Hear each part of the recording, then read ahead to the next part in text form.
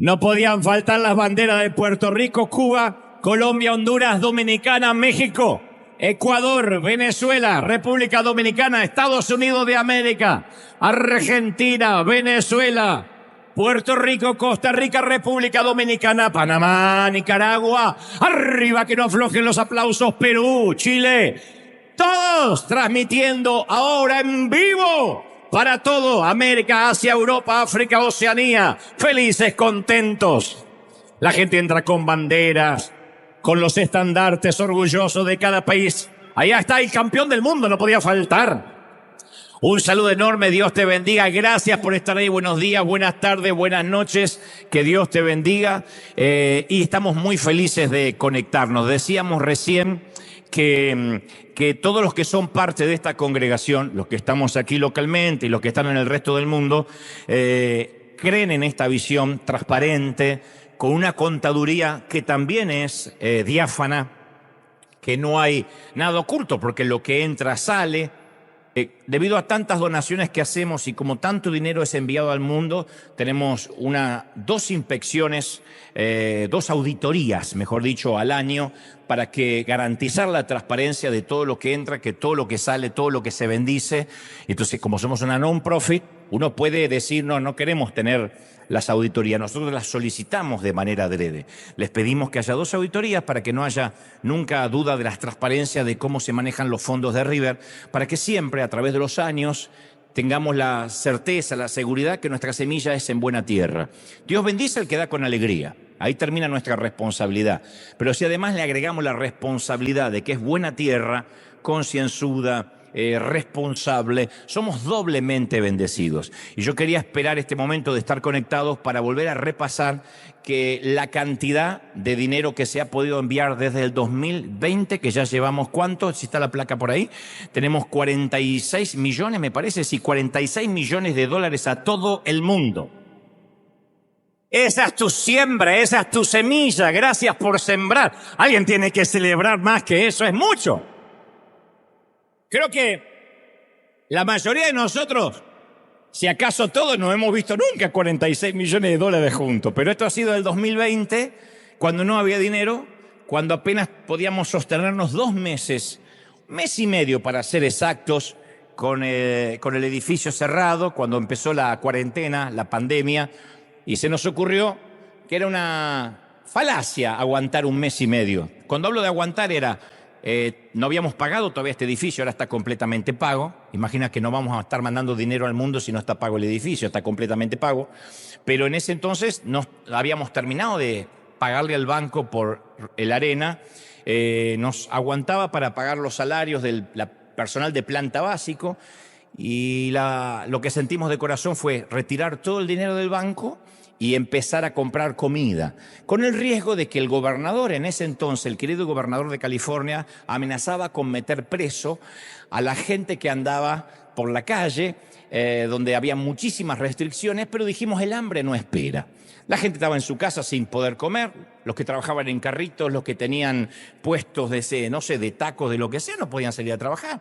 Entonces nos pusimos las máscaras y a salir a repartir comida y a gastarnos todo el dinero que había en el banco. Dijimos, vamos a morir con dignidad.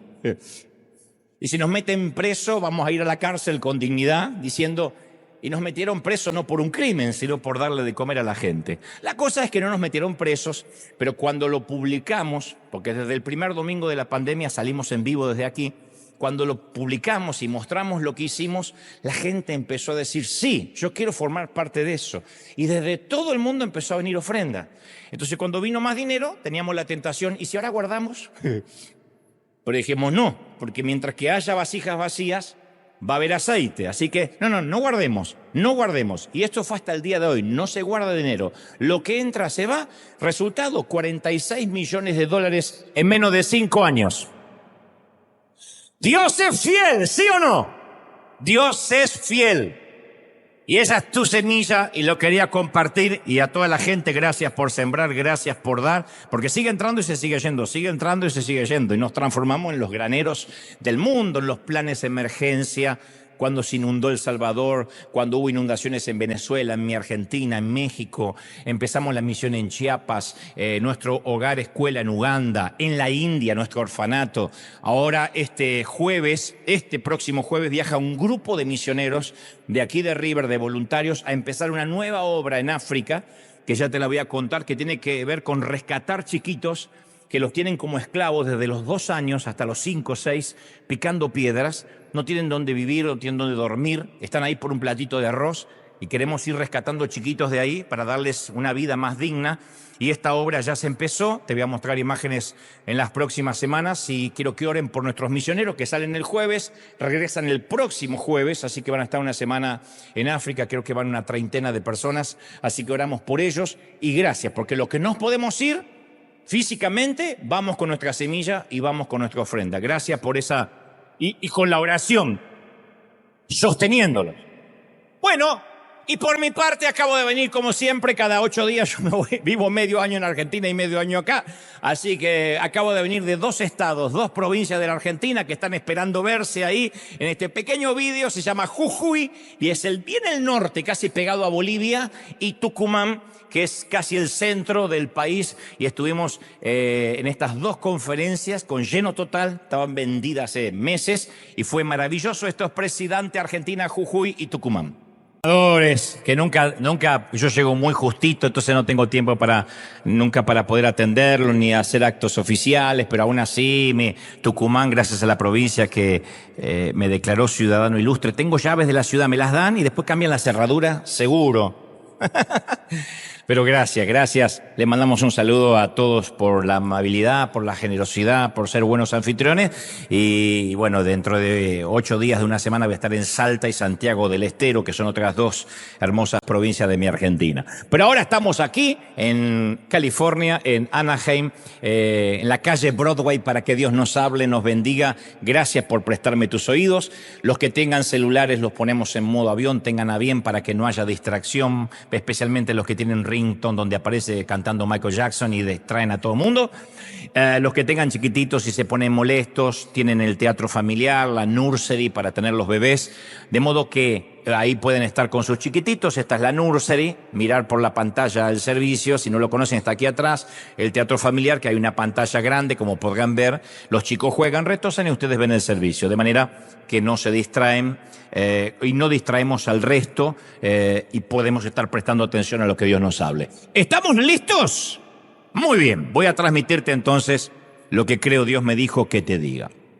En la década de los 90 se estrenó un drama romántico que lleva el título homónimo a nuestro mensaje de hoy, 2 vidas en un instante. El personaje principal es una muchacha llamada Helen que, al ser despedida de su empleo, básicamente, ¿no?, abrumada y triste, se dirige a la casa de su novio para buscar contención y al llegar descubre que Jerry, su novio, tiene una aventura, está teniendo una aventura. Lo sorprende en la cama con otra mujer y a partir de ese momento ella toma algunas decisiones radicales. A decir verdad, es un guión bastante previsible, es una película muy similar a cualquier otra de este mismo género. La chica sufre una decepción amarga, luego encuentra su verdadero amor, primero se encuentra a sí misma, después el verdadero amor, y vive feliz para siempre. Lo que hace que 2 vidas en un instante sea singular es que la película explora 2 posibles argumentos que se derivan de un solo momento que parecería trivial e insignificante. Que Helen se suba a un tren o que no lo haga. De eso depende 1 o 2 historias diferentes, 2 finales distintos. Un momento después de que Helen pierde el tren, la película va 10 segundos para atrás e imagina lo que pasaría si hubiera alcanzado ese mismo tren. ¿No es cierto? A partir de ese punto se van desarrollando en paralelo 2 realidades alternas. Para ponerlo en palabras simples, en una de las realidades posibles, al perder el tren, Helen llega más tarde a la casa del novio y nunca descubre que le es infiel. Esa es una de las historias. Al llegar más tarde, al perder el tren, no descubre de que Jerry le es infiel, no lo sabe. la muchacha que estaba teniendo la aventura se va antes de que llegue ella. A partir de ese momento, la vida de la chica es lóbrega, sombría, triste, trabajando en 2 empleos a la vez, e ingenuamente ignorando que su novio la vive engañando. No se da cuenta de que esa va a ser su vida por el resto de su existencia. En la otra realidad alterna, cuando realmente ella se sube al tren, Helen llega a la casa, encuentra a Jerry en la cama con otra mujer, lo deja, se cambia el look, se corta el cabello, porque aparentemente eso hacen todas las mujeres cuando se separan. Se cambia el cabello, se corta el look, se hace lo que nunca se atrevió a hacer y se va en busca de un mejor y feliz futuro. El punto es que la película presenta una fantasía que todos alguna vez hemos soñado, la vida que pudimos haber vivido, la realidad alterna, el otro universo paralelo que pudo haber sido, lo que creímos que sería la vida y lo que resultó ser, para bien o para mal. Entonces, en algún momento de nuestra vida nos preguntamos, ¿qué hubiera sucedido si hubiera tomado una decisión diferente? Y a partir de ese interrogante, por efecto mariposa, como dicen los científicos, que el aleteo de una mariposa aquí en esta punta del mundo puede desatar un huracán en el otro polo, a partir de ese momento nuestra imaginación representa una variedad de escenarios hipotéticos.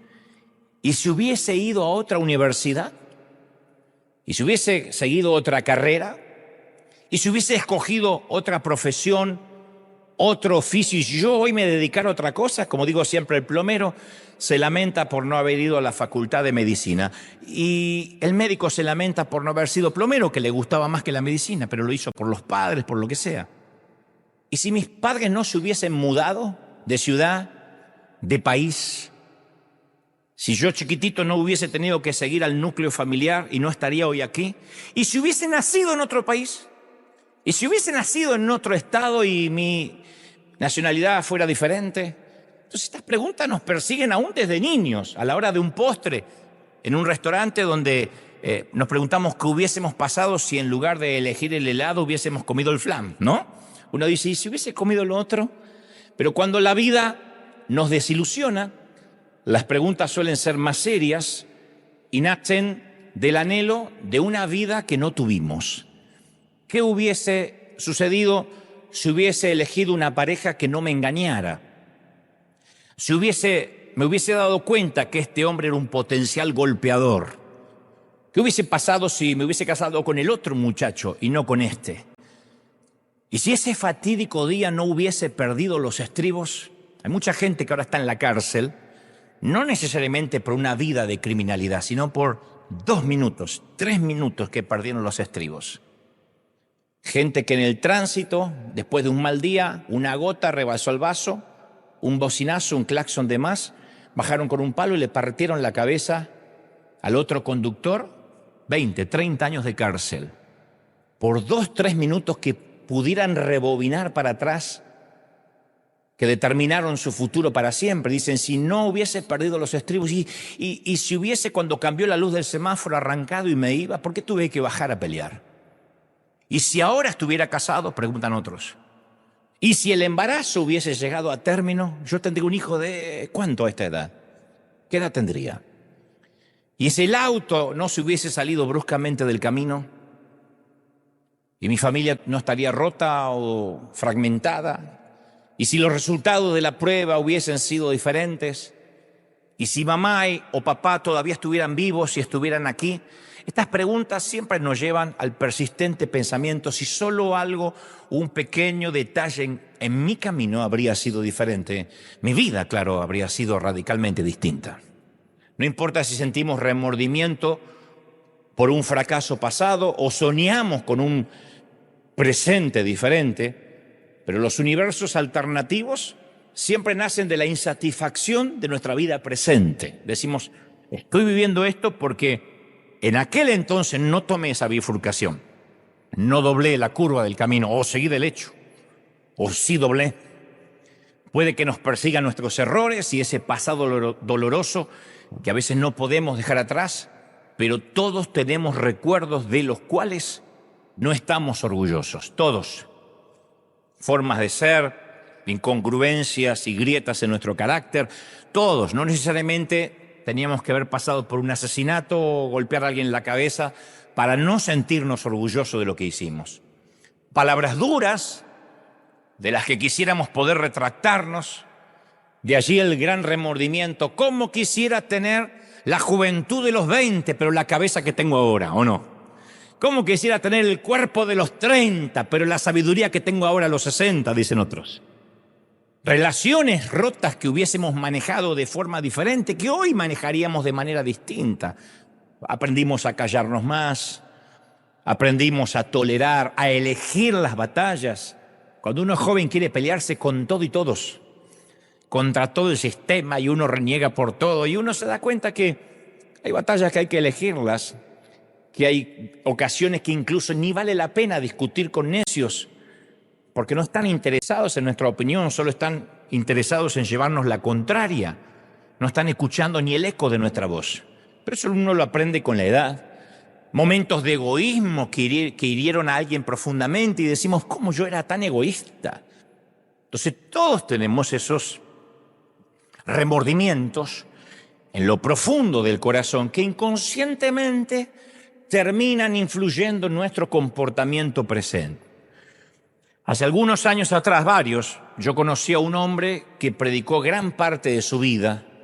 Él servía a la juventud, era carismático, buen líder, buen léxico, buena presentación, tenía buena pinta, como decimos en mi país. Y los adolescentes se le pegaban como a mosca, tenía un carisma innato. Y en cierta ocasión estábamos en un café y me confirmó o me confesó que estaba dispuesto a abandonar su misión, su ministerio. Y le dijo, yo ya no puedo vivir más una doble vida. Y yo pensé, cualquier cosa. Ahora, cuando me dijo doble vida, era obvio que cuando dijo doble vida, no era que por las noches se vestía de Batman y salía a combatir el crimen, obviamente, ¿no? Añadió y dijo, estoy harto de vivir en la vergüenza y la hipocresía de lo que hice en el pasado, no me lo puedo sacar. Y acto seguido me contó, primera vez que se lo contaba a alguien, que cuando era más joven había sido muy activo sexualmente y había dejado embarazada a una muchacha. Y que él estaba tan abrumado y asustado que la persuadió para abortar, lo consiguió. Y este era un secreto que había llevado con él durante décadas. No se lo había contado a nadie ni a sus padres y la culpa era atroz, insoportable. Y recuerdo que le pregunté, ¿y crees que Dios te perdonó? ¿O crees que todavía Él cuelga ese error sobre tu cabeza? Porque si te perdono, te perdono de todo. Pero en aquel momento entendí, en ese diálogo, que gran parte de lo que este muchacho hacía con su vida era una manera de compensar su pasado. Su motivación era compensar el error. Aunque su servicio era sincero, no era un hipócrita, su servicio era sincero, me consta, su motivación, su gasolina, era una combinación compleja de remordimiento y carga. Él pensaba, si yo ayudo a algunos jóvenes a evitar los errores que yo cometí, quizás pueda deshacerme de mi propia culpa y de mi vergüenza. O sea, él mismo estaba autocumpliendo una sentencia que se había autoimpuesto. Pero cuando Dios perdona, perdona, no te impone una sentencia a cumplir. No hay penitencias de parte de Dios. Las penitencias vienen de la religión organizada, no de parte de la gracia divina. No hay penitencias. Es gracia que nos libera de toda culpa y nos quita todo dolor y todo lo que hayamos hecho en el pasado. Él tenía la penitencia o se la había autoimpuesto. Y por esa razón parecía que el hombre nunca descansaba. Nada de lo que hacía era suficiente para intentar equilibrar su remordimiento. Y aunque era cristiano, su propia voz interna lo condenaba. Como que escuchaba una voz que le decía, no solo le quitaste la vida a un bebé, le arruinaste la vida a una muchacha, y ni siquiera ahora puedes ayudar a los demás jóvenes a que no lo hagan. Se sentía una culpa atroz. Ni hablar cuando en su grupo alguien cometía un error o dejaba embarazada a una muchacha como él, o había un aborto, él se sentía que fallaba otra vez. Entonces la carga de la culpa y el remordimiento era demasiado pesada. Entonces por eso quería abandonarlo todo. Dijo, yo ya no puedo más, soy un hipócrita. Y entonces cuando hablábamos, la charla terminó bien. Afortunada y por providencia de Dios no abandonó. Pero cuando hablábamos, fue la primera vez que me percaté que yo también cargaba mis propias sentencias. Autosentencias impuestas. Mucho de mis remordimientos le habían dado forma a mi ministerio, a muchas cosas en mi liderazgo, hasta en la manera de relacionarme. El motor era el remordimiento en mi caso. Puede que el remordimiento sea un motivador apropiado que nos conduzca al arrepentimiento. Primero el remordimiento y después, ¡puf!, nos dobla las rodillas y nos arrepentimos. Pero el remordimiento es un pésimo motivador que nunca se sacia cuando se trata de buenas obras. Nunca equilibramos. Es como querer calmar la sed con agua salada. Cuando servimos a Dios o servimos a la gente, formamos pareja, hasta tenemos hijos por remordimiento, vamos a terminar quemados, estresados, porque nunca sabremos cuándo es suficiente. Es una culpa que nunca se paga, es una hipoteca que no se termina de pagar, porque es un mortgage emocional, una hipoteca emocional.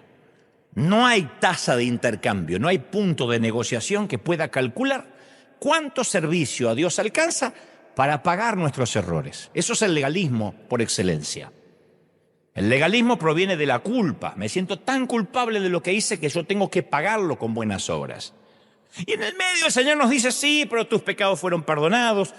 Yo te perdoné en la cruz por los pecados que hiciste, por lo que estás haciendo y por lo que ibas a hacer. Pero no lo entendemos cuando la culpa nos susurra, no. A ti la sangre no te va a limpiar.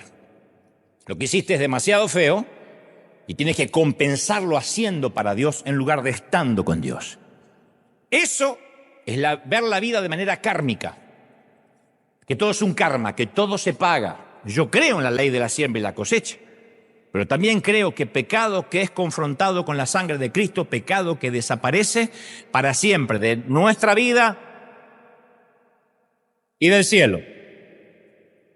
Ahora, cuando uno vive la vida de manera karmática, uno dice, bueno, si me equivoqué, yo me merezco el horno de fuego. Y cuando la vida se nos pone un difícil, álgida, como a todo mundo, solemos pensar que esa es la retribución divina por nuestros pecados pasados. Aun cuando nuestros hijos cometen errores, en el fondo decimos, bueno, él no lo sabe, pero Dios sabe que yo era peor que él cuando era joven. Y entonces nos subimos a esa ruedita del hámster, ¿no? Que no nos lleva a ninguna parte, pero que a diario nos susurra, Dios no te va a bendecir hasta tanto compenses todo lo malo que hiciste en la vida. ¿Y cuánto hace falta? ¿Cuánta compensación falta para que nos sintamos libres? No existe tanta compensación. Por eso los fariseos cumplían 613 leyes y aún así no lograban agradar a Dios. Pero es que a veces tratamos de probar que somos dignos de la bendición por nuestra propia fuerza de voluntad. Y eso agota.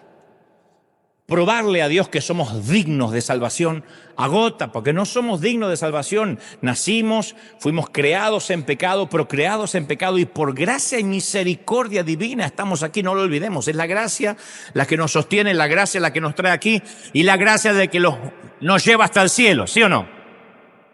Pero a veces concluimos que nuestros errores nos definen para siempre, y que nuestra única esperanza, ¿qué es? Y no volver a fallar. Mi única esperanza de que Dios me ame es que no vuelva a fallar.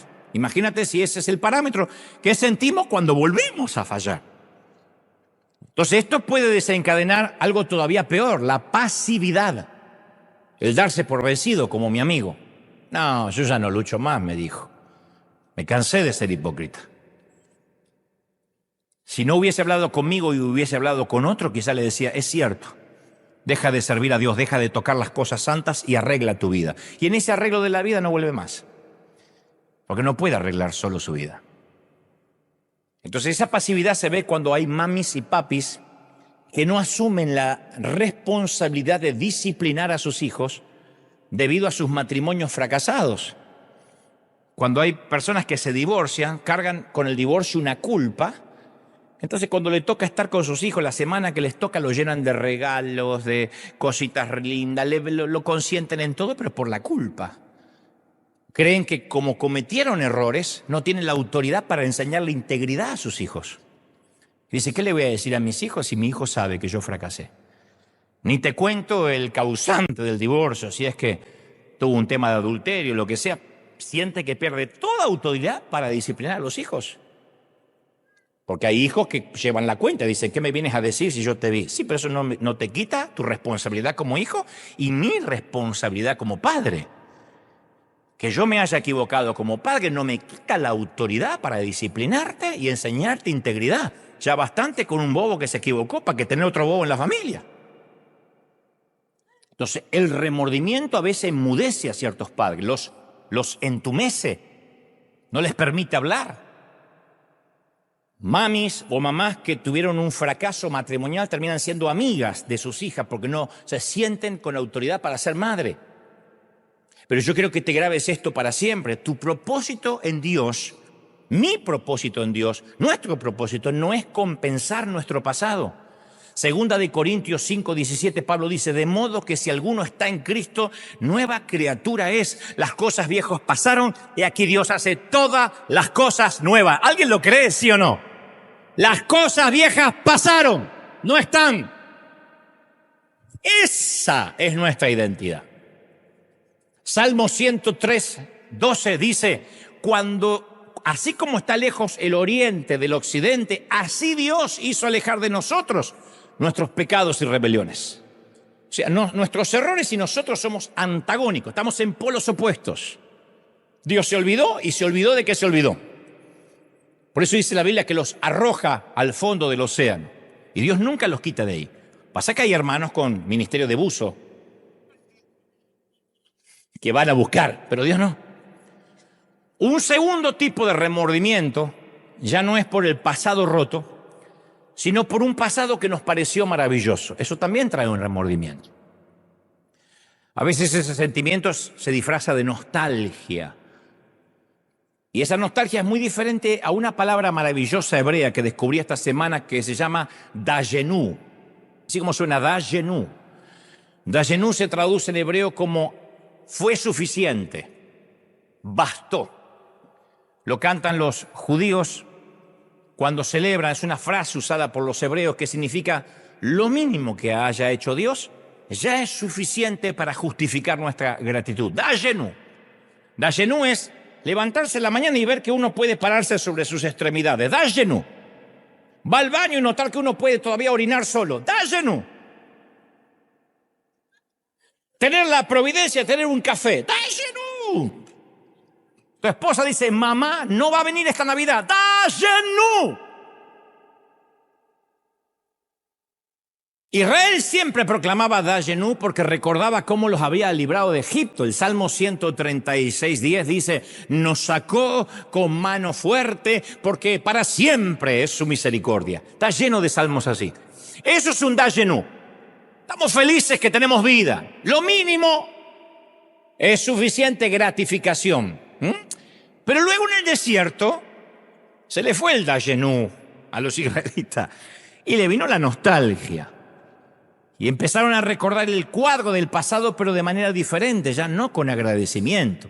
Éxodo 16:2 dice que dijeron, y toda la congregación de los hijos de Israel murmuraron contra Moisés mientras dijeron, ojalá hubiésemos muerto por la mano de Jehová en la tierra de Egipto, porque ahí nos sentábamos frente a las ollas de carne, comíamos hasta saciarnos. Se cree, dicen los teólogos, que era carne argentina y por eso tanta nostalgia. No hubiesen hecho eso por una pupusa ni por burritos. Nos sentamos junto a las ollas de carne argentina, pero nos sacaste, Moisés, a este desierto para que muramos. Eso no es un Dayenu. En su nostalgia pensaron que la esclavitud de Egipto era preferible o la anteponían a la libertad en el desierto con Dios. Y en vez de notar que ya no eran esclavos, que eran libres, recordaban con nostalgia las ollas de carne que comían en Egipto, el ajo y las cebollas. Y eso nos suele pasar a menudo. Editamos nuestros recuerdos del pasado y nos quedamos solos con las cosas buenas. Así hacían nuestros abuelos. Está bien, es un recurso neurológico editar las partes malas y quedarse con las buenas para no sufrir. El problema es cuando nos empezamos a creer que el pasado todo fue cosas buenas. Porque el pasado de Egipto, de Israel en Egipto, no era comer carne en la mañana, cebolla al mediodía, a la noche ravioles, no era eso, era van a pagar con su sangre, sus hijos, sus nietos, sus bisnietos van a ser esclavos. A cambio le damos comida, pero ¿qué es la comida cuando pierdes la libertad? Serían felices los presos que comen todos los días. Pero a veces nosotros editamos el pasado para que todo nos parezca bueno y después ya ni son recuerdos de los recuerdos. Recuerdo de los recuerdos y romantizamos ese pasado dorado cuando nuestros cuerpos eran más aptos. Yo a tu edad dormía 1 hora cada mes. Oh. Recordamos cuando nuestro amor era más puro, cuando la iglesia era más santa, antes no había tanto pecado, cantamos aquellos viejos himnos. Mentira, aquella santa congregación de nuestra infancia estaba infestada de chisme y de pecado, igual que ahora. No, pero me acuerdo que éramos una congregación pequeña y nos amábamos y se chusmeaban también. Se sabían los calzones del otro, ¿o no? Pero yo recuerdo lo que era ese tiempo. Es un recuerdo del recuerdo. Pero comenzamos a comparar nuestra vida actual con nuestras versiones nostálgicas reconstruidas y empezamos a decir, no, en mis tiempos éramos más sanos. Yo le digo a mi hijo que no se case, recién cumplió los 40, no, es un niño.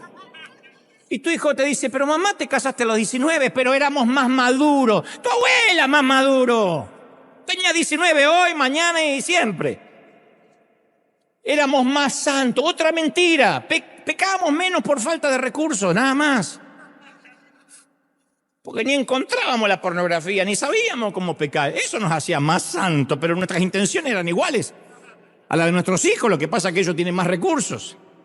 Entonces, para resumir, el remordimiento por un pasado roto nos hace querer olvidarlo y compensarlo. El remordimiento por un pasado maravilloso nos hace querer revivirlo. Y en ambas situaciones nos quitan del presente, que es el único capital que tenemos. Y eso también pasa en nuestra vida espiritual. Leemos versículos como Apocalipsis 2:4. Pero tengo contra ti que has dejado tu primer amor. Han usado muchos ministros este episodio bíblico como para decir hay que volver a los tiempos antiguos. No. Pensamos que Dios está diciendo vuelve a aquel pasado donde memorizabas la Biblia, donde vivías hablando en lenguas, donde vivías en una nube. No, lo que el Señor está señalando es cómo habían perdido de vista el primer amor en medio de las buenas obras. Que en algún punto su servicio a Dios superó su amor por Dios al cual sirven. ¿Hace sentido? Su amor por las buenas obras superaron al amor por Dios. Pero Dios nunca dice que ama nuestra versión pasada más que la actual. Él nos llama a amarlo y al verdadero amor en el presente. Al viejo y primer amor, pero en el presente. Pero a veces los remordimientos de un pasado feo o un pasado hermoso en su defecto no nos dejan ver la obra que Dios está haciendo hoy, la obra que Dios está haciendo hoy. Entonces, fijar nuestros ojos en imágenes congeladas en el pasado del cual huimos o de un futuro hacia el cual corremos produce parálisis, porque nunca estamos viviendo hoy ni agradecidos por lo que Dios nos da hoy. Nos terminamos perdiendo la belleza de la gracia presente. Ya sea, insisto, lamentándonos por el pasado o añorando el pasado hermoso. Nos perdemos el hoy. Todo lo que hoy por gracia tenemos, los que vivimos en la Unión Americana, los que vivimos en los Estados Unidos, mucho más agradecidos deberíamos estar que los que están en América Latina, porque mínimamente tenemos seguridad comparado con tantos países nuestros. Tenemos oportunidades que nuestros hermanos de la región no van a soñar en su vida. Entonces no tenemos el derecho ni siquiera a tener una mala cara. Y tú podrías decir, sí, pero la vida no me trató bien y tengo una enfermedad. Aún así, si estás aquí y entendiendo lo que estoy diciendo, da lleno por tu cerebro. Gloria a Dios que podemos entender, ¿o no? Pero hay un remordimiento más, que es más abrumador que los anteriores. Es difícil de identificar este tercer remordimiento. Uno es, insisto, repasando, el remordimiento por el pasado doloroso, del cual nos avergüenza. Otro es el remordimiento por el pasado hermoso, que quisiéramos revivir. Y el tercero es el remordimiento que yo le llamo el remordimiento de la fantasía. Los remordimientos del pasado, rotos o hermosos, dorados, aunque estén distorsionados en nuestra mente, tienen que ver con eventos reales. Pero los remordimientos de la fantasía son imaginarios. Es cuando en la vida sentimos que creemos que deberíamos estar viviendo otra vida, otra cosa. Como que nos merecemos otra vida. Es imaginaria, pero creemos que nos merecemos esa otra vida. La madre estresada piensa, si yo tuviera más tiempo con mis hijos, yo sé que serían más obedientes, pero tengo que salir a trabajar, por eso no los puedo educar bien. Dame más tiempo y voy a ser una buena madre. Mi vida sería diferente si yo no tuviera tantas premuras económicas. Otra dama piensa, bueno, si yo perdiera algunas libritas, algunos kilitos, yo sé que mi estima estaría mucho más sana y estaría más segura de mí misma y por eso compartiría más el evangelio. O sea, las libras no le permiten testificar. Otro dice, no, a ver, si yo estuviese casado, yo sé que todo sería mucho más fácil para mí. No sería tentado, tendría a alguien que esté en mi equipo. Otro dice, no, yo no puedo ser santo porque no soy viudo. Si yo fuera viudo, o si yo fuera soltero todavía, sería una vida más fácil para mí. Entonces los remordimientos de la fantasía crecen en las semillas de lo que vemos a nuestro alrededor. Se alimentan de la comparación. A mí me sorprende mucho la gente que tiene esas vidas de fantasía. Yo digo, ¿y por qué? Y encima las redes sociales no ayudan en nada. Porque siempre vemos gente que nos muestra una vida que nosotros parece que nunca vamos a tener. Te estás comiendo tu humilde pupusa, tu sencillo taquito, y tu amiga en Pinterest te muestra fotos de sus comidas orgánicas y exóticas. Entonces a ti apenas te alcanzó el día para comer de parado en un carrito, un burrito así, seguir trabajando, y esta empezó a las 7 de la mañana con hierbas al vapor.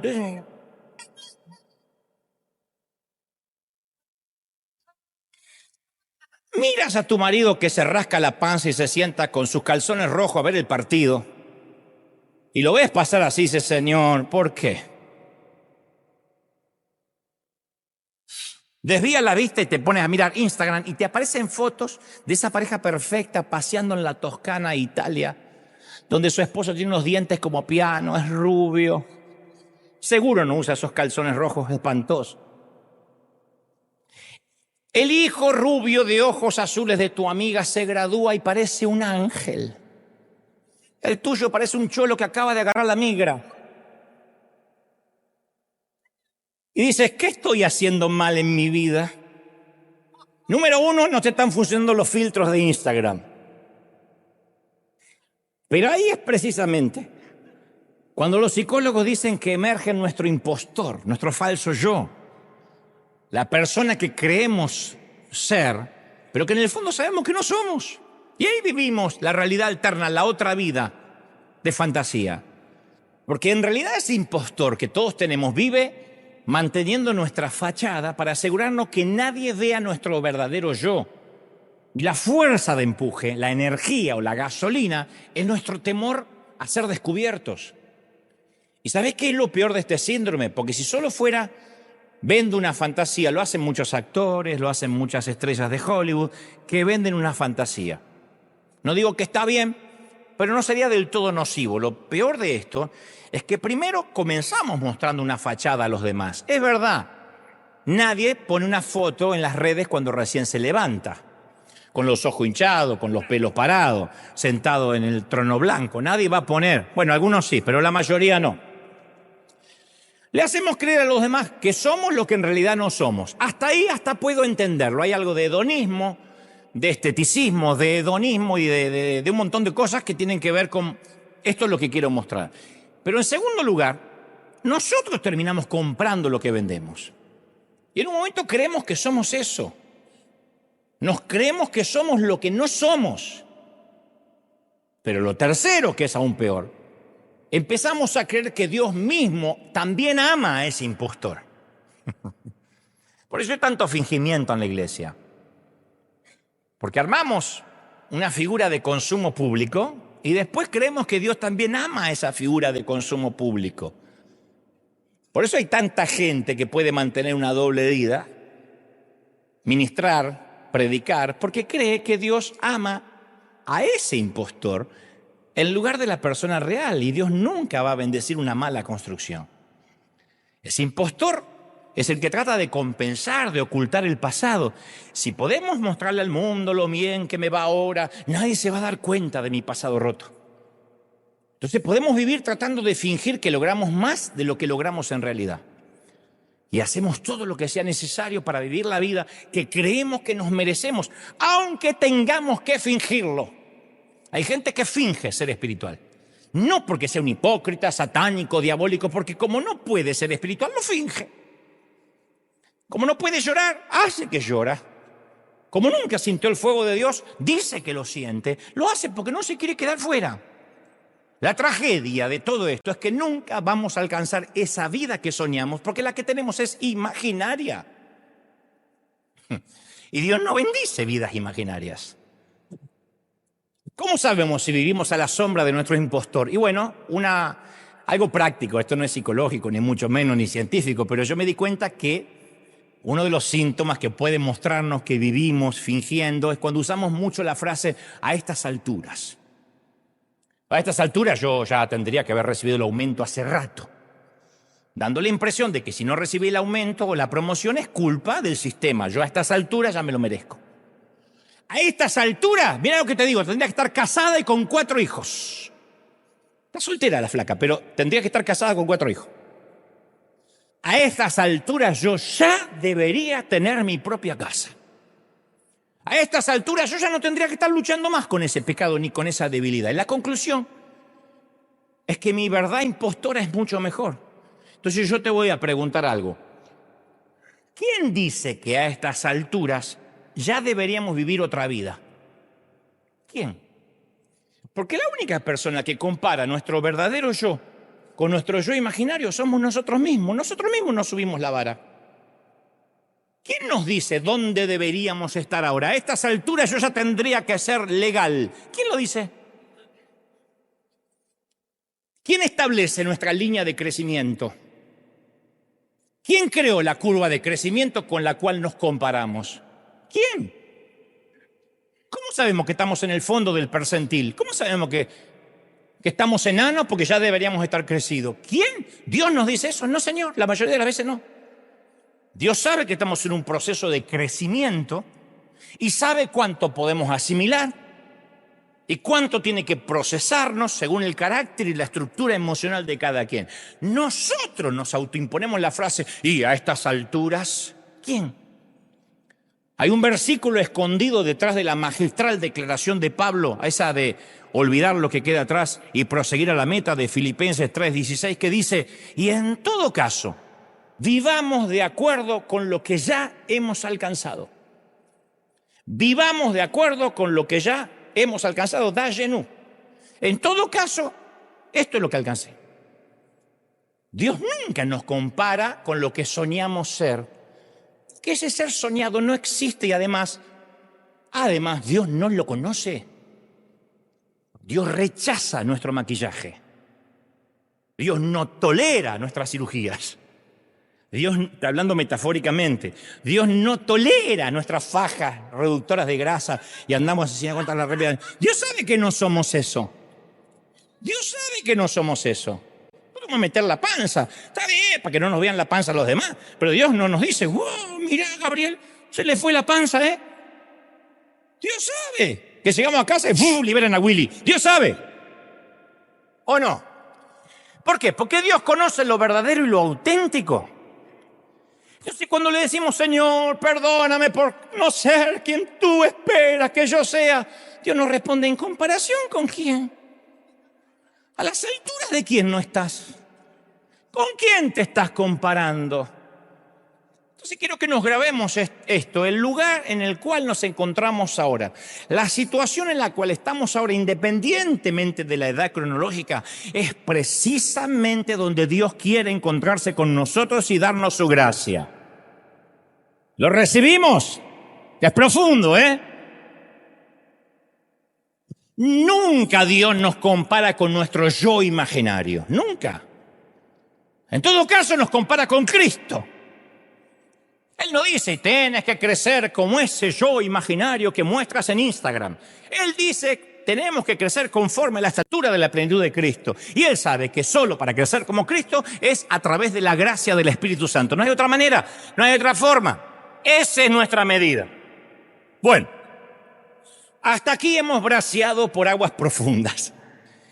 Y hemos aprendido que los remordimientos nos mantienen o atrapados en el pasado o encadenados a una versión ficticia de nosotros mismos. Pero yo quiero volver al ejemplo de la película Dos vidas en un instante, porque hay otras maneras de vivir una doble vida o intentar tener dos vidas paralelas. Una más. Posiblemente sea la más común y la menos también identificable. Esa otra manera de vivir un falso universo paralelo es a través de lo que conocemos como, quiero que no se pierdan un minuto, medidas de contingencia. Las medidas de contingencia son los llamados plan B. Consisten en hacer las gestiones necesarias para anticipar las variables que pueden afectar el plan A o el plan original. Aquí en River tenemos planes de contingencia. Un equipo electrógeno por si se apaga la luz, hay un corte general.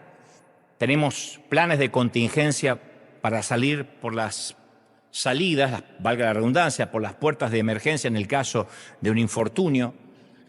O sea, si el escenario original cambia, el plan adopta lo que se llama medidas de contingencia. No está mal intrínsecamente en sí mismo.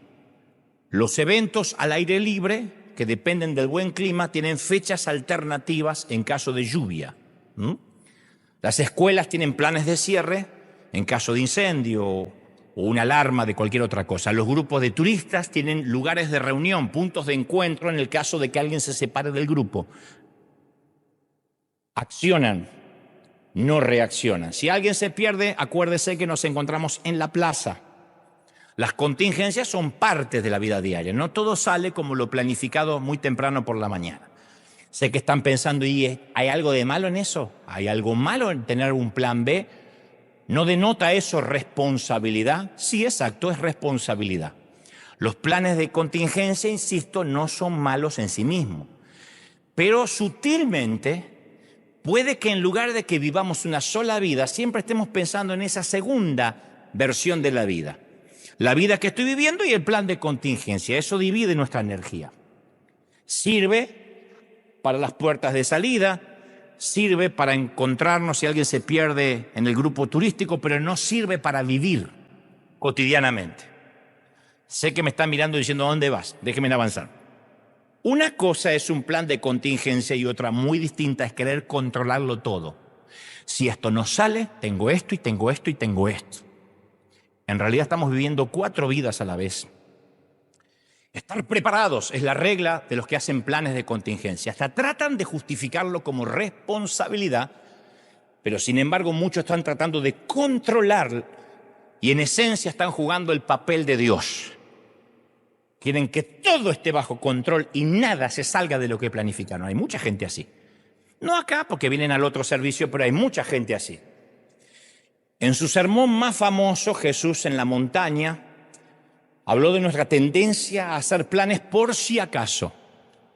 Le dijo a sus discípulos en Mateo 6:25, no se preocupen por su vida, ni que comerán, ni que beberán. No les estaba instando a no trabajen, sean vagos, vivan de los planes del gobierno. No estaba diciendo eso. Dijo, no se preocupen por lo que van a comer, ni por su cuerpo, ni cómo se vestirán. No tiene más valor la vida que la comida, el cuerpo y la ropa. Entonces, al igual que los remordimientos de fantasía, los por si acaso o por las dudas, en mi país dicen por si las moscas, también viven en un mundo imaginario. Yo conozco gente tan controladora que tienen planes de contingencia para los planes de contingencia. Y como no están dispuestos a aceptar la posibilidad de un fracaso, se aferran a los planes de contingencia, a los planes B. Y tratan de controlar sus vidas. Y lo que es peor, tratan de controlar la vida de todo el entorno que les rodea. Hay mamás controladoras, hay papás controladores, hay hijos controladores, hay suegras super, ultra, mega, archi, mega controladoras. Pero esos planes de contingencia nunca vienen solos. El resultado es una preocupación neurótica, corazones llenos de ansiedad. ¿Y si pasa esto? ¿Y si pasa lo otro?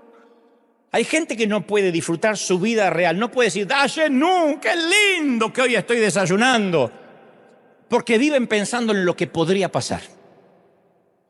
Hay gente que hoy decidió no congregarse porque podría pasar que Trump envía sus huestes aquí.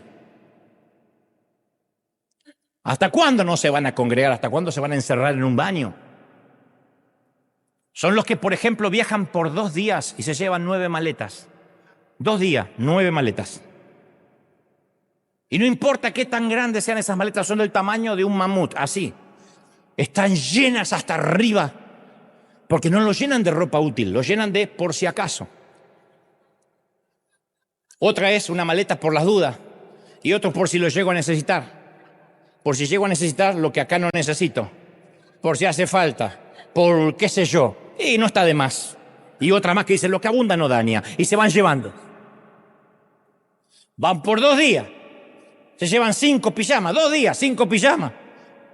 ¿Qué va a ser una cura de sueño? 5 pijamas, 14 camisetas, 9 sombreros.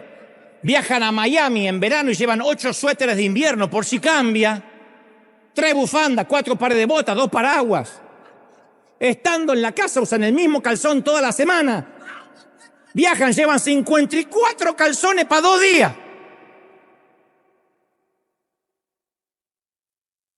Dicho sea de paso, cuando regresan con las 9 maletas, tampoco les cierran ninguna porque trae más cosas de las que llevan. Y otra vez, por si acaso, por si las moscas, les roban la gratitud de la gracia de Dios de estar vivo en el presente.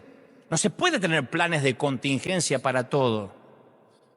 Entonces, cuando imaginan cómo la vida podría irse a la deriva o salirse de sus cauces, tratan de cubrir todos los frentes manteniendo el control. Y eso desgasta, eso agota. No tenemos el control de nuestra vida, no lo tenemos. ¿De verdad tenemos que recordar otra vez la pandemia para darnos cuenta que no tenemos ni el control de nuestra salud? Gente que iba al gimnasio todos los días se murió porque no podía respirar. No tenemos el control de nuestra vida. Por mucho que nos afanemos, no podemos agregar 1 hora a nuestra existencia, dijo Jesús. Por cierto, aunque este síndrome no es patrimonio de una raza en particular, hay que reconocer que esto de planes de contingencia es una costumbre muy gringa. Pero a veces a los que vivimos acá se nos va pegando de a poquito. El americano, el anglo promedio, siempre está preparado para todo. En sus garajes tienen de todo, menos el auto que lo estacionan afuera. Tienen latas de conserva, bidones de agua para sobrevivir a una nueva pandemia, a un tsunami, a un terremoto, a un huracán, a un tornado, a una invasión china, rusa o alienígena. Ellos están preparados para todo. Hasta tienen arma en el caso de tener que matar a algún zombie. Ellos tienen arma. Este pánico se vio con claridad durante el principio de la cuarentena. Hagamos memoria. Apenas los noticieros hablaron de los cierres, desapareció el papel higiénico de los mercados. Hasta el día de hoy es un misterio. Se llevaban el papel higiénico como si fueran máscaras de oxígeno. Yo creo que pensaron, si vienen los jinetes del apocalipsis que nos encuentran sentados en el baño. No sé. Los estantes de los papeles higiénicos estaban vacíos. Yo vi a una mujer ocultar 2 rollos de papel como si ocultara barriles de petróleo, así, se los llevaba así. Gente inteligente, llenas de miedo, sucumbiendo al pánico de comprar artículos por si acaso. Las tiendas tuvieron que poner reglas estrictas de un paquete por cliente. Recordatorias de que compre solo lo necesario, porque no era una orden que bajaba desde las Naciones Unidas. Compre lo necesario. Entonces, amontonar está basado en el miedo. ¿Qué tal si se me acaba? ¿Qué tal si no tengo lo suficiente? Si fuese así, Dios nos hubiese dado 4 pulmones, 3 corazones, 2 próstatas. ¿Tenés problema con la próstata? No, ya empecé a usar la segunda, a estrenar.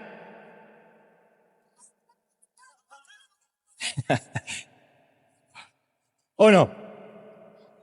Pero Dios nos dice, Dios, todo lo que tiene en nuestro cuerpo tiene una economía creativa. Dios nos entrega un cuerpo a estrenar y dice, cuídalo, no tienes otro, no hay repuestos. Pero a veces cuando yo veía lo de los papel higiénicos, digo, alguien estará pensando, ¿qué tal si alguien se lleva el último rollo y me quedo con el trasero sin limpiar el resto de la pandemia? Y compramos más de lo que necesitamos. Entonces, lo que hacemos a nivel de consumidor, también lo hacemos al nivel de nuestras relaciones. Todas las relaciones traen consigo cierta inseguridad. ¿Por qué? Porque somos organismos vivos. Y a diferencia de las mascotas que podemos encerrarlas para que no se escapen, no podemos encerrar a otro humano. Entonces trae una relación imprevisibilidad que puede causar muchos qué tal sí, y entonces tratamos de controlar a quienes amamos. Eso puede traer mucha frustración y hasta asfixia tóxica. Porque intentamos mantener nuestras relaciones dentro de los confines de nuestra voluntad. ¿Qué tal si se apaga el amor? ¿Qué tal si se enamora de otra persona?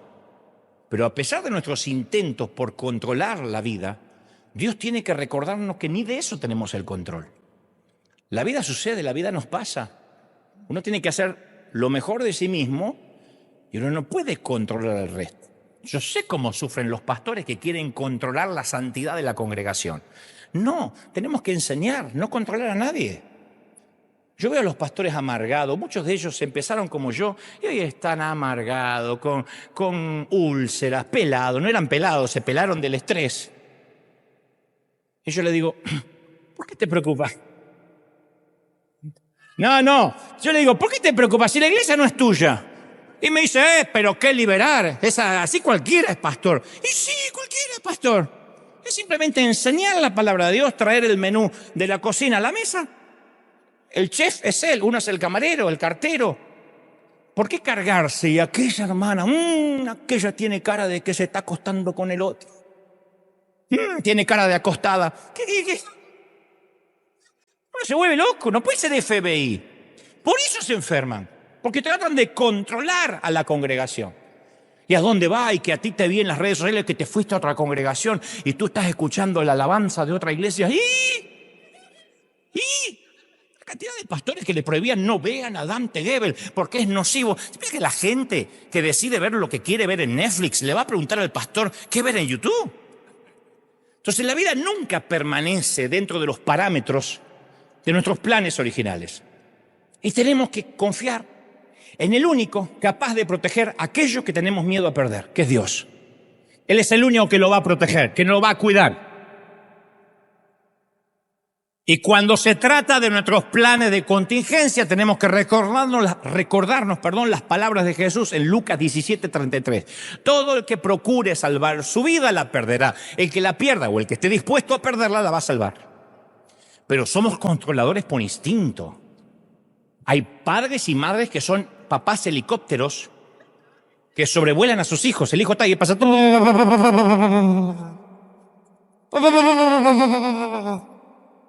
observando los detalles mínimos para asegurarse que todo salga como ellos quieren que salga.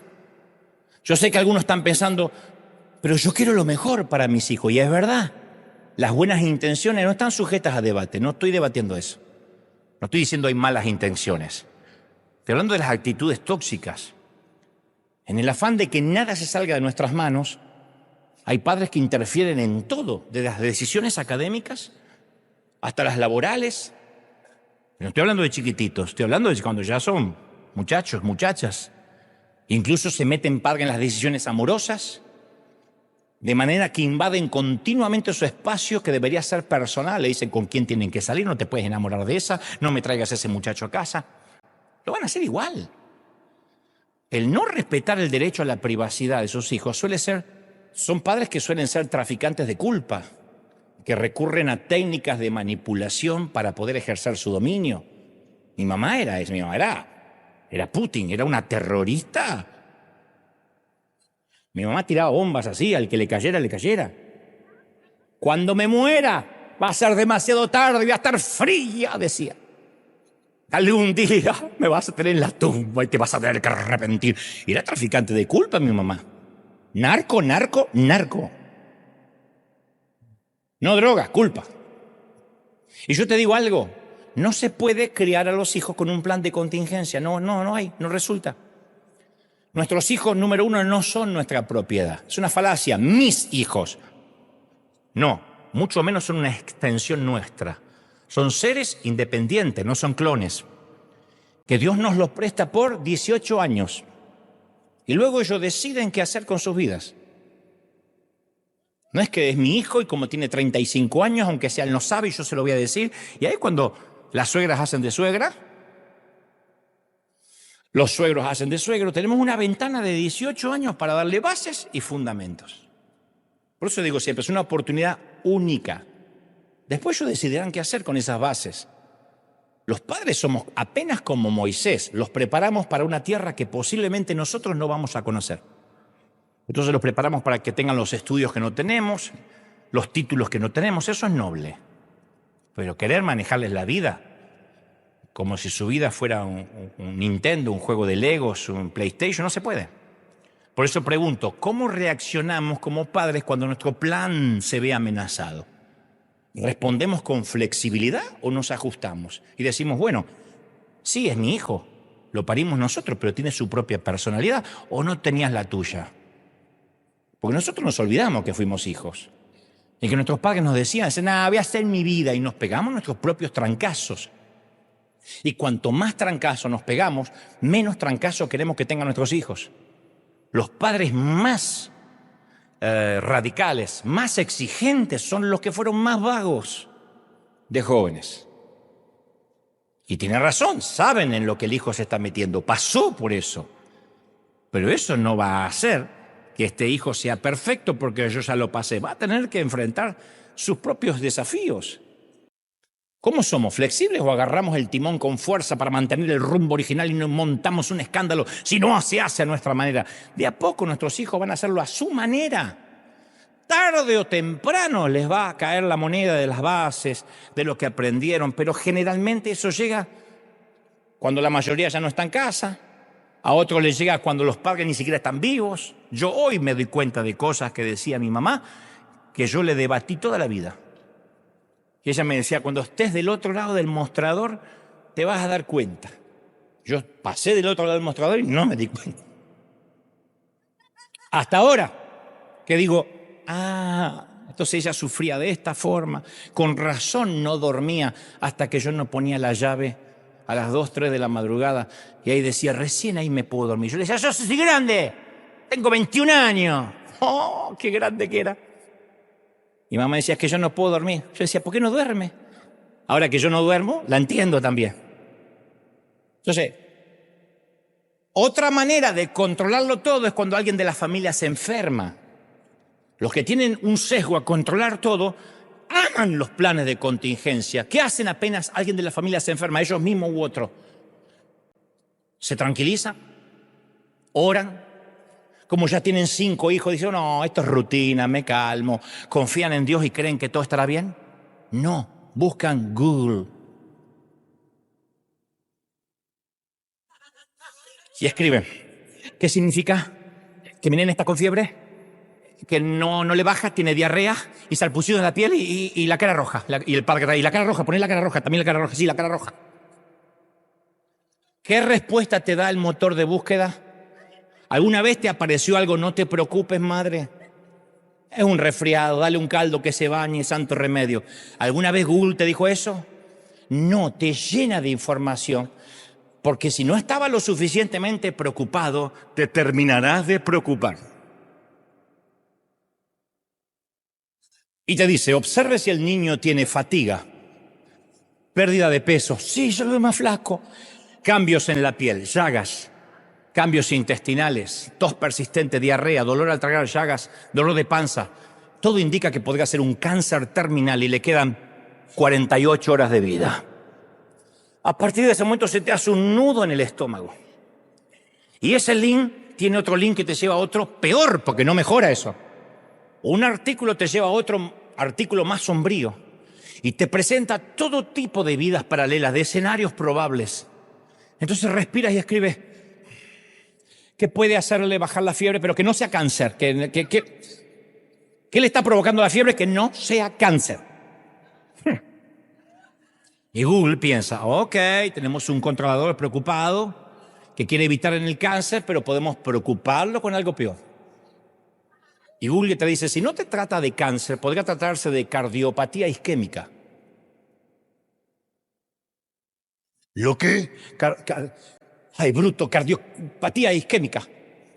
Un accidente cerebrovascular, una enfermedad pulmonar obstructiva, infecciones del sistema respiratorio inferior y no descarte el cáncer de tráquea y bronquios. Más clics haces, más te abrumas por la cantidad de información que tienes y tu imaginación empieza a correr desbocada porque ahora tienes más escenarios tenebrosos que considerar de los que tenías al principio. Y con cada nuevo universo tienes más por si acaso y por las dudas de lo que jamás creíste que ibas a tener. Eso no lo tenían nuestros abuelos. A lo mejor tuvimos cáncer y no nos enteramos. Yo bueno, ya con la boca así, Ya se te va a ir ese papato, ponete hielo. y a lo mejor no supe si era papera, muela, nunca me enteré. En un mes se me deshinchó. Andaba como Kiko así. Y un día... ¿Sí pensás que mi papá se preocupó? No llevaba al perro a la veterinaria, me lo iba a llevar al hijo al hospital, no se preocupaba.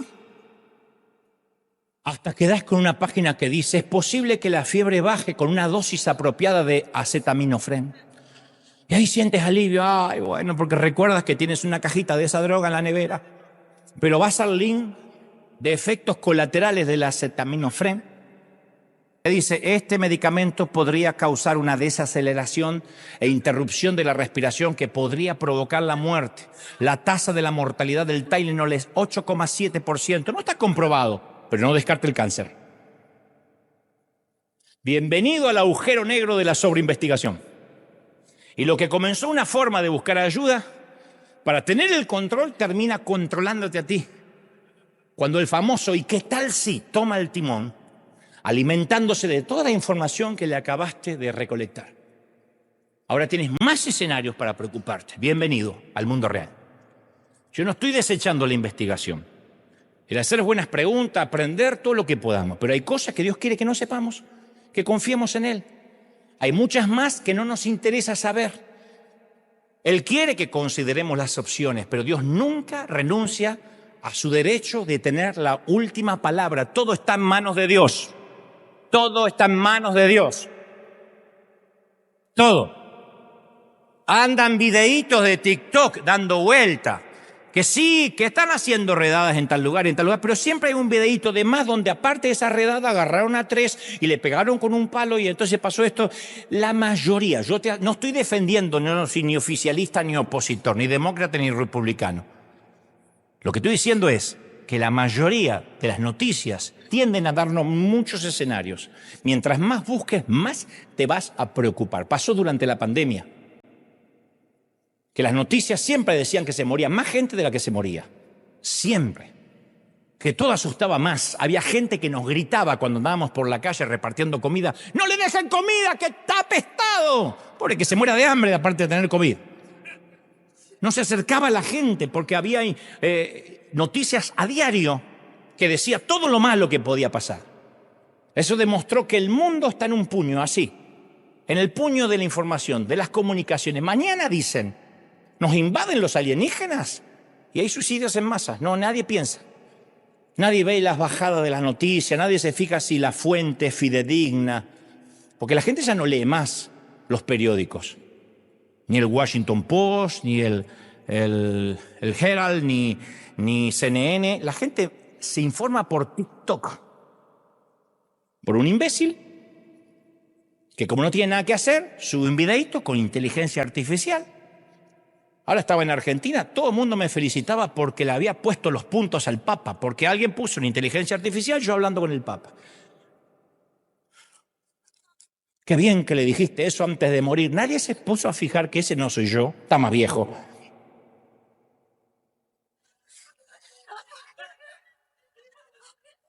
La gente quiere cualquier cosa. cosa.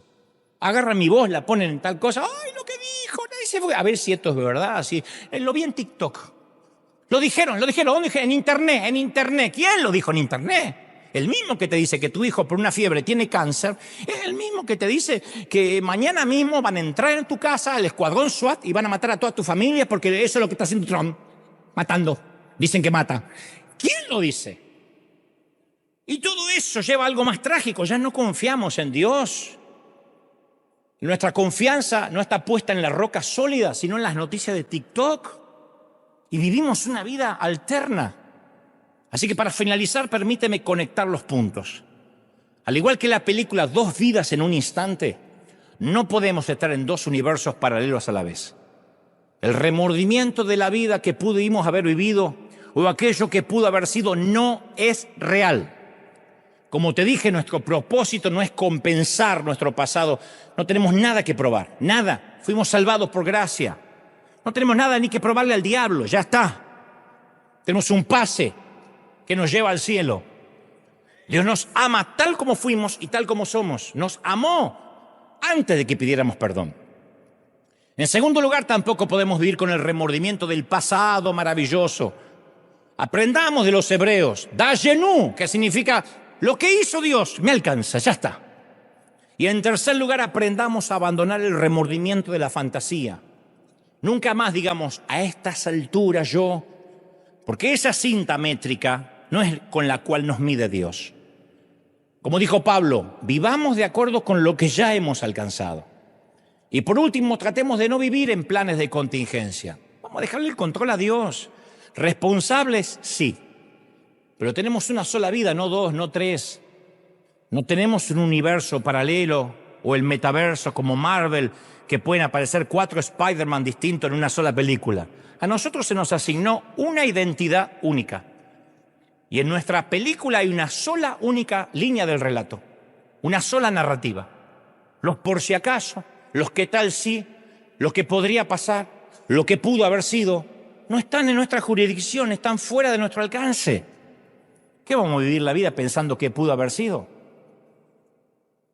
Ni te cuento cuando hay un duelo, cuando hay un accidente, la gente que vive con culpa. Si hubiese esperado 5 minutos más, no teníamos el accidente.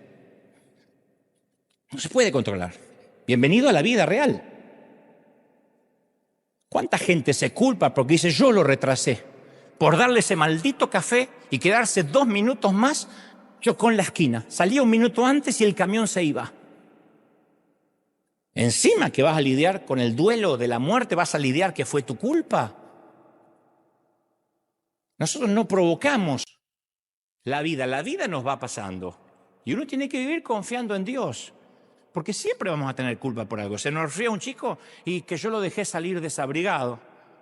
No llegamos a tiempo al hospital y es que yo estaba trabajando. Cuando yo ya le vi la fiebre, llevaba 2 horas. La culpa siempre va a estar ahí esperando ponerte más carga de lo que ya la vida te dio. Entonces, aunque todos tenemos nuestros planes, siempre tendrán imperfecciones los planes. Y van a abundar las inseguridades. Pero el plan soberano de Dios siempre se va a realizar y es cualquiera que el mejor de los nuestros. Tenemos una sola vida y es esta. Dayenu, lo que hizo Dios hasta ahora es más que suficiente y alcanza para estar agradecidos.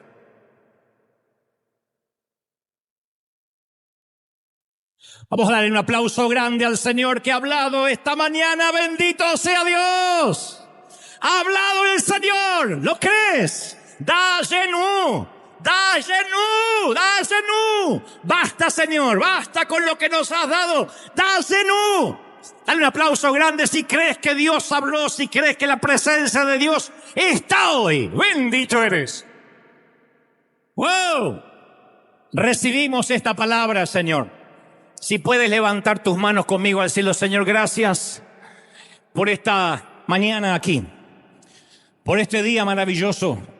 Este es el día que tú has hecho y nos estamos alegrando y gozando en ti.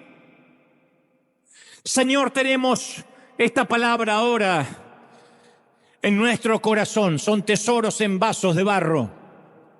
Yo te ruego que cada palabra pueda proyectarse más allá de nuestra propia vida y llegue a nuestros hijos y a los hijos de nuestros hijos y nos das la dicha de la longevidad. Bendícenos para que cada mañana nos levantemos con un espíritu de agradecimiento y lleguemos a la cama con cansancio, pero mucho más agradecimiento todavía. Que aprendamos a ver la vida como es la vida que tenemos. Hicimos lo que pudimos. Y aún muchos tomamos decisiones, pero creímos que en aquel entonces era una buena idea. Y tú bendices lo auténtico. Si creímos que era una buena idea, es autenticidad. Algunos tomaron decisiones de jovencitos, errores, pecaron, se equivocaron, pero eras eso.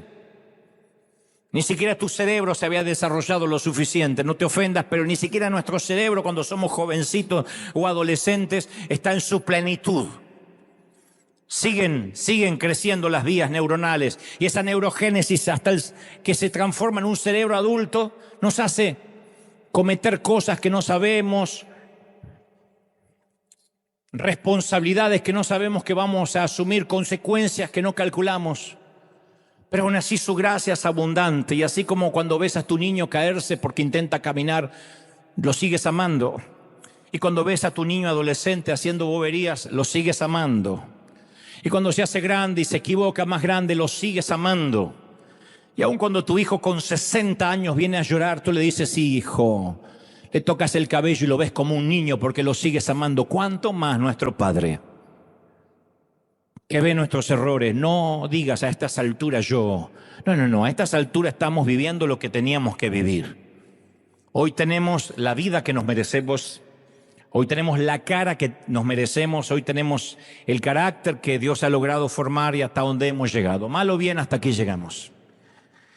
Y esto que somos se lo ponemos en las manos de Dios y decimos, Señor, esta es mi vida. Nunca es tarde, nunca es tarde. Si puedes hacer algo con mi vida, hazlo ahora. Señor, toma mi nada y úsame. Oh, bendito eres. Todos los que puedan orar conmigo, oren y digan, Señor, entrego mi vida y mi corazón.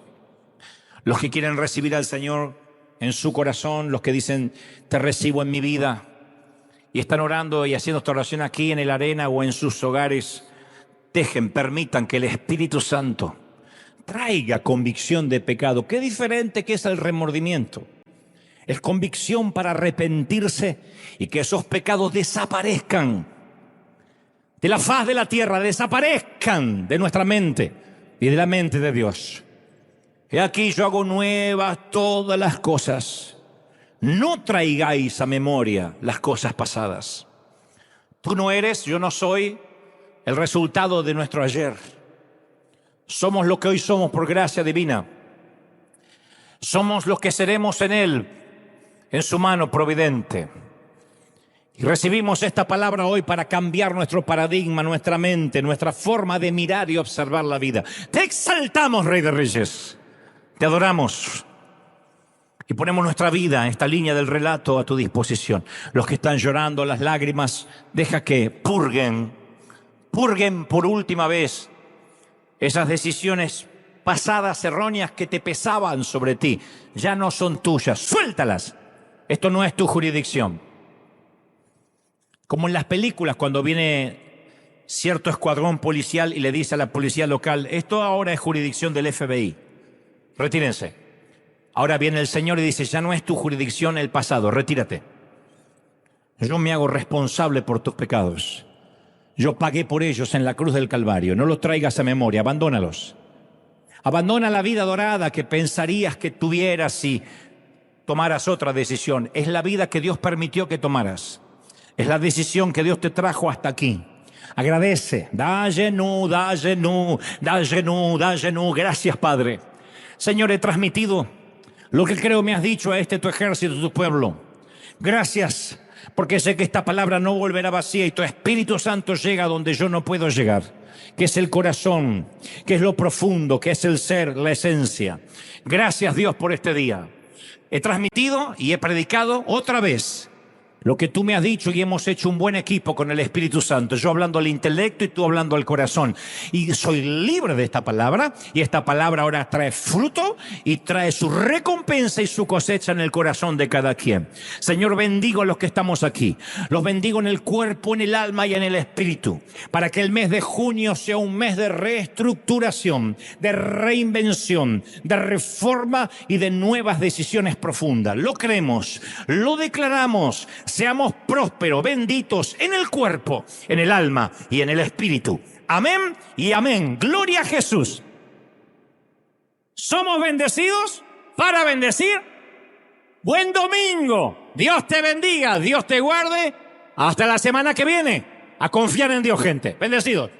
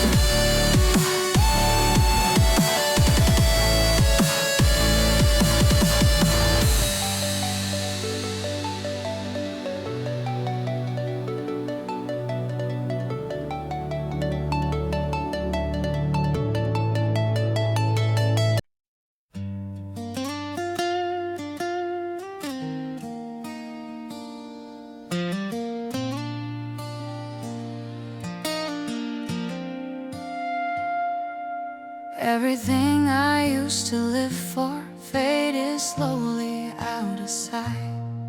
Now my days just circle around you like I'm lost without a light. All the noise just turns to silence when your memory comes through. And the world I once was chasing now feels small and shaped like you. My whole world is only you.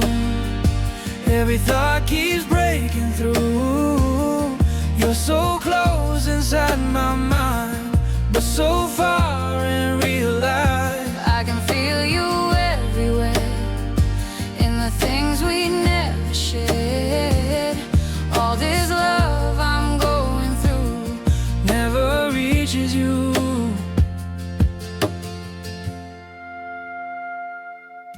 Every image feels so real now, like you're standing next to me. But the truth is in the silence, you were never